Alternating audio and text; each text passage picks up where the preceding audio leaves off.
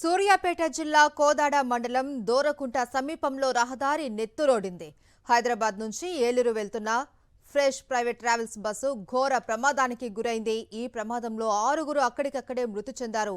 ముందుగా ఐరన్ లోడ్తో వెళ్తున్న లారీ డివైడర్ను ఢీకొట్టగా వెనక నుంచి వస్తున్న ప్రైవేటు బస్సు ప్రమాదానికి గురైన ఆ లారీని ఢీకొంది. దీంతో లారీలో ఉన్న ఐరన్ పిల్లర్స్ బస్సులోకి చొచ్చుకెళ్లాయి. ప్రమాదంలో 6గురు మృతి చెందగా మరికొంతమంది తీవ్రంగా గాయపడ్డారు. వీరిలో 7గురి పరిస్థితి విషమంగా ఉన్నట్లు సమాచారం.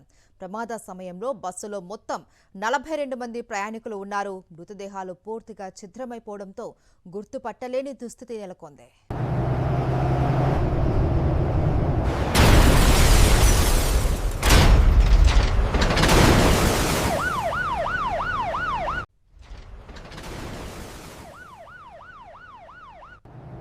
సూర్యాపేట జిల్లాలో రోడ్డు ప్రమాదానికి సంబంధించి ఏఐ వీడియో ఇప్పుడు చూద్దాం.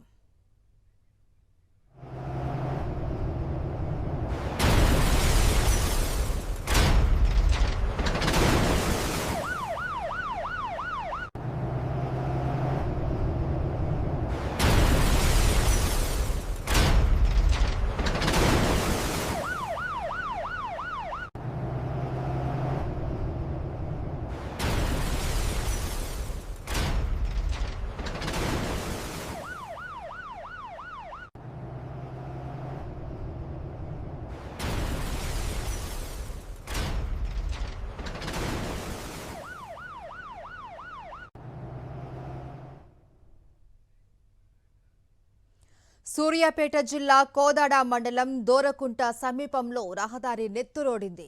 హైదరాబాద్ నుంచి ఏలూరు వెళ్తున్న ఫ్రెష్ ప్రైవేట్ ట్రావెల్స్ బస్సు ఘోర ప్రమాదానికి గురైంది. ఈ ప్రమాదంలో 6గురు అక్కడికక్కడే మృతి చెందారు.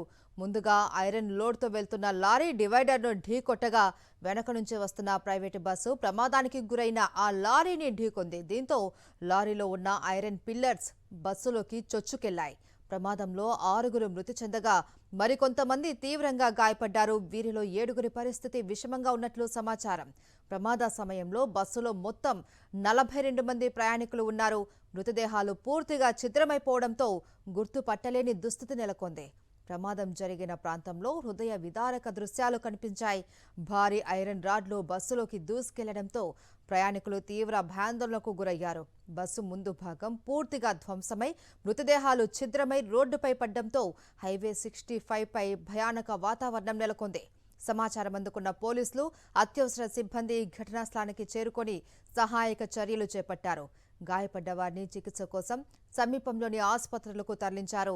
ప్రమాదం కారణంగా హైదరాబాద్ విజయవాడ జాతీయ రహదారి 65 పై భయానక వాతావరణం నెలకొంది.